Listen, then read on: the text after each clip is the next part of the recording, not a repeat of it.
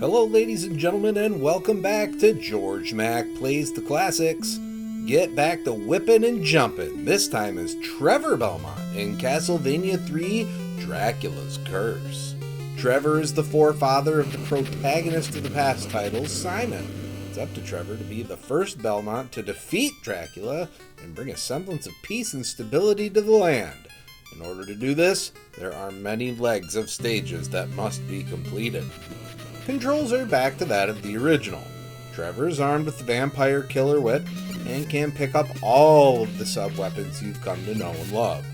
I found the Holy Water to once again be my favorite. Trevor can recruit 3 different comrades throughout his travels, though only one can be part of the team at any time. Switching back and forth between them takes a press of the select button. Between some levels, you have a choice of direction you take. You may not come across each character in a playthrough, necessitating multiple plays to try them all.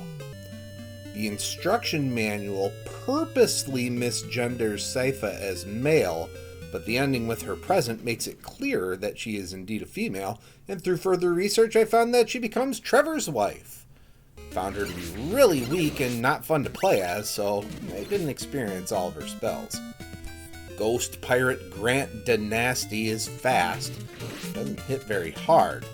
His special power is the ability to climb walls and ceilings like his name is Ryu Hayabusa. Alucard is the son of Dracula and the protagonist of the best Castlevania game, Symphony of the Night. He shoots magic balls and doesn't look nearly as cool as he will in the future. His special power is to turn into a bat and fly around the screen. This allows you to skip certain platforming sections and avoid falling deaths. Bat! Levels are all straightforward and you can't get lost. There are times where you may get confused by the backgrounds, wondering if they are part of the level or not, leading to your death. There's a lot more verticality, especially in the clock tower. Enemies are more of a pain in the butt this time around, especially the mummies. Everyone's least favorite constantly spawning Medusa heads return as well.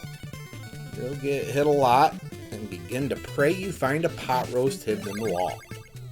Bosses might get you the first time you face them, but most can be overcome with the holy water and the double or triple shot power-up. When you finally face off against Dracula, he has 3 forms. The first requires timing your jumps to avoid walls of flame. The second requires simple hit-and-run tactics. The third requires riding moving floor blocks to get a shot at Drac's head, all while avoiding laser beams. Once you finally defeat Dracula, you and your companion watch Castlevania crumble to pieces and get an epilogue.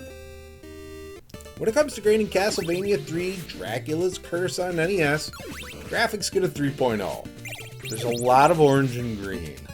Characters aren't particularly detailed, but they look good. Sound gets a 3.5. The music is really good and takes cues from past games and sets the tone for some future games as well. Gameplay gets 3.5. Multiple characters with their own strengths, weaknesses, and powers is welcome. They aren't all created equal, but they have their roles. Difficulty gets a 3.0. I'll say things are mostly fair once you know the patterns, but there are some spots that are cheaper than you'd like, such as the owls in the forest. Fun factor gets a 3.0. I enjoyed my time enough to play through a few adventures to try out all the companions. Overall, Castlevania 3 Dracula's Curse earns a 3.2 and gets a B+. A solid game is in store for you here. I don't remember ever playing it as a kid, so it was enjoyable for me to finally get to. Well, that's going to do it for me for today. Please make sure to like this video. Let me know what you think of Castlevania 3 Dracula's Curse in the comments. And please subscribe to Head Drop Productions here on YouTube, because we want you here for each and every video we release, because it's your destiny.